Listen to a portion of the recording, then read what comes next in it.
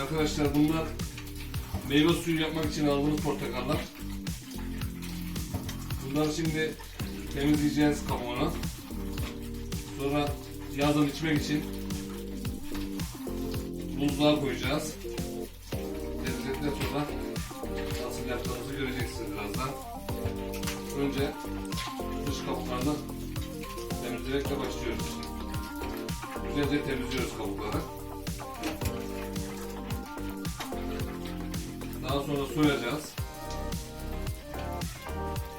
Keseceğiz.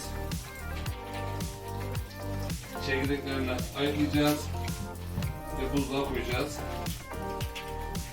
20 kilo aldım ben halden. 4 kilo da limon aldım. Limonları da aynı şekilde yıkayıp soyup keseceğiz. Önce dış kabukları temizlemeye başlıyoruz. Bol suyla temizliyoruz.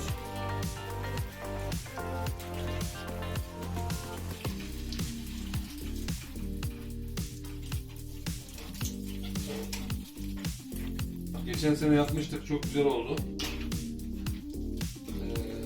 Bu dolmuş şekilde çıkarıyoruz.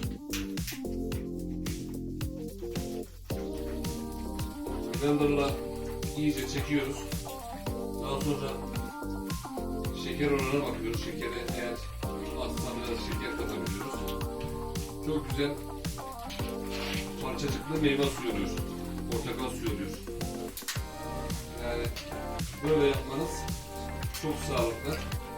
Çünkü marketlerden aldığımız meyve suları pek güven vermiyor. Şimdi bu şekilde imkanımız da var. İmkanı olan arkadaşlar bu şekilde yapmasını tavsiye ederim.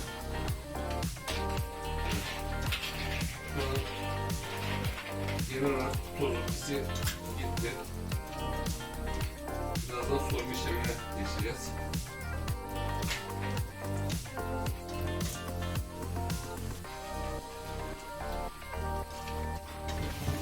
Şimdi limonları da yıkıyoruz arkadaşlar.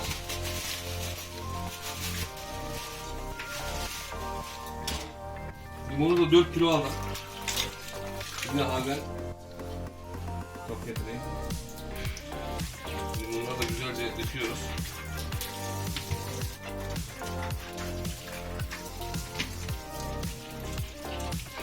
Şimdi buzluğa koyacağımız poşetlerin içine yaklaşık 3-4 tane portakal, 2 tane limon koyuyoruz. Tam bir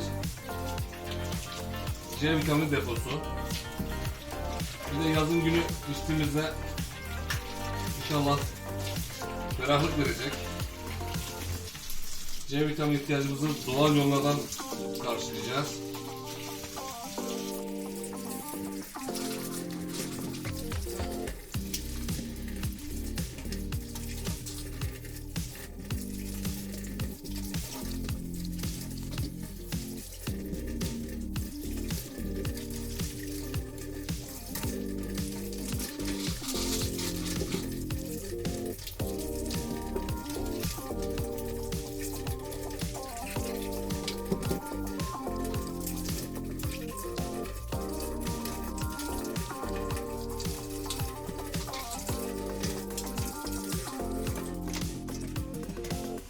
Limonumuzu, portakalımızı yıkadık. Ben biraz soymuştum daha evvelden. Şimdi soymaya devam edeceğiz.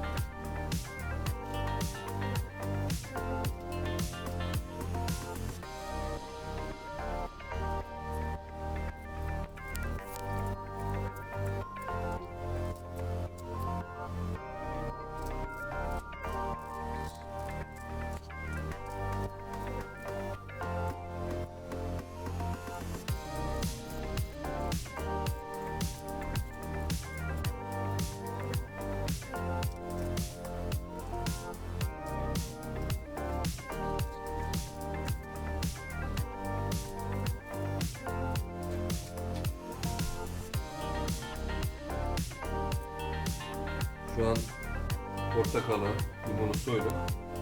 Limonun bir miktarını bıraktık, hani orantılı olsun diye sonradan ihtiyaç dahilinde koyacağız. Şu an her şeyimiz hazır.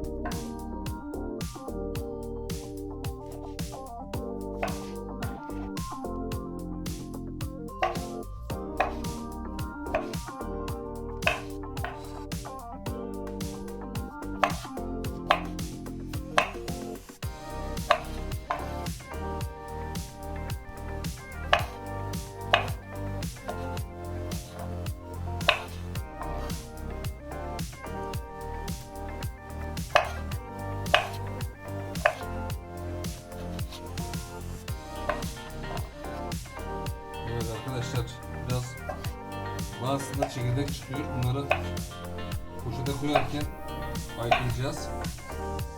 Çekirdekler olursa blenderda çektiğinde biraz acı oluyor. Diğer türlü mükemmel bir meyve suyu içeceksiniz inşallah.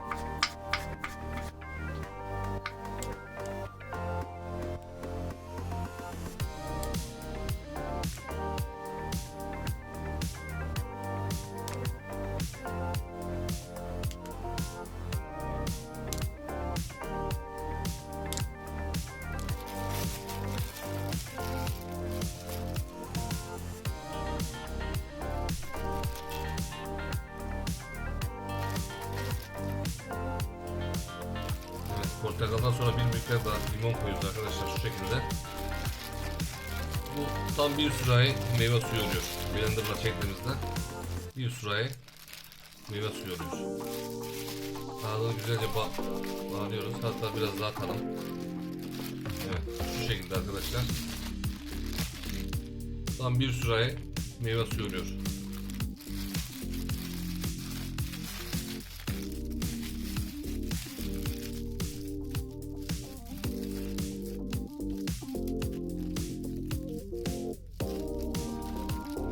Ondan sonra şöyle dolaba böyle koyuyoruz. Çözülmesi daha kolay oluyor böyle